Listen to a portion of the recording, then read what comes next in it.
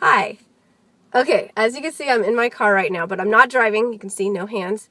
But I'm just trying to get a little peace and quiet. I don't know if you guys ever do this where, like, when you come home from work, you stay in your car just to be able to switch gears from work self to home self. And it's pretty much what I do every single day. But I don't normally record a video, so my neighbors, if they walk by, are probably going to think that, what is she doing? She's talking to her dashboard. But no, I'm telling you that my book has released, Forever 13. This is the companion novel to A Symphony of Cicadas. I guess you could say it's the sequel, but it's kind of a book that goes along with the same timeline as my very first novel, A Symphony of Cicadas. The first book told the story from Rachel's point of view, where she died in a car accident with her son Joey, and is stuck in the afterlife and is trying to find her son and trying to stay near her fiance, and just having this tug of war of where she's supposed to be, and a tug of war within herself. And it's really a story about growth. And but the one question that remained in there was, whatever happened to Joey? Well, this is the answer to that question. I have had a lot of readers asking me, well, what happened to Joey? What happened to Joey? Well, I got a whole entire novel to tell you what happened to Joey. So I'm hoping that those of you who have read Symphony of Cicadas will pick up this book and read it. And even if you haven't read Symphony of Cicadas, you can still pick up this book and read it. It works as a standalone. You don't have to read the first one to be able to get the second one. And vice versa. You can read this one and then read Symphony of Cicadas afterwards, which I hope you do. I think that they're both really good books. But this one released today. So, I'd like to share a little bit about this one. This one is about Joey, who dies at 13. I don't know if you guys, I'm sure you remember what it was like to be 13. When I was 13, I was geeky. I constantly stuck my foot in my mouth. I was chubby. It was a time in my life that, frankly, is better left forgotten. And I'm still geeky now, but I kind of embrace my geekiness because, when you're an adult, it's like, who cares? Sort of. I don't know. I still sometimes care what people think, right? Well, whatever. Anyways, Joey has not embraced his geekiness. And so he's stuck in the afterlife at 13 forever.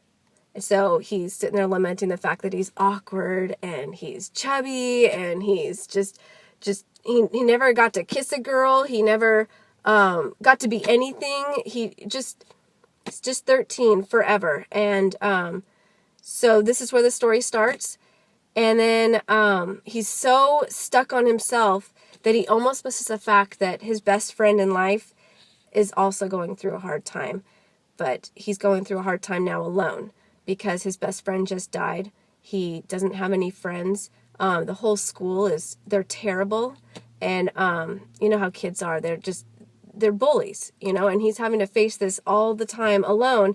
When he used to have to face it with Joey, now he has to face it by himself. And Joey sees his friend struggling through this and realizes, this is my purpose. This is what I'm supposed to be doing. So he takes a journey to try and find a way to bridge that gap between the living and the dead, to be able to reach his friend and let him know that it's all going to be okay. That he's there, that he, that their friendship is still there, and that his friend can keep on going. And so this becomes more of it's a book about growing up when aging isn't an option. It's a book where Joey takes the focus off of himself to try and help his friend. And, it's another book about growth. So I'd like to read the prelude. It's short. I know we're at 4 minutes into this. So I will end with this. Here's the prelude. 13 is supposed to be an unlucky number, but everyone I've ever known has decided it's actually the luckiest. It's almost like a joke, staring superstition in the face and laughing at it while choosing 13 donuts to make a baker's dozen, reserving a room on the 13th floor, or running 13.1 miles to complete a half marathon. It's even one of the numbers my mother used on her lottery tickets and wasn't even considered unlucky when she never won. I guess I never viewed 13 as unlucky either. To me, 13 was always a magic number, the age when a child crosses the threshold and enters the teenage years. It's when the toys are packed away to make room for books, music, a computer, and whatever else can put distance between you and childhood. It's an age when bedtimes are done away with, rules are amended, and finally, you're not seen as some dumb kid, but as an almost adult with an opinion that matters. For as long as I can remember, I longed for the day when I would turn 13. I was sure that everything would change when that happened.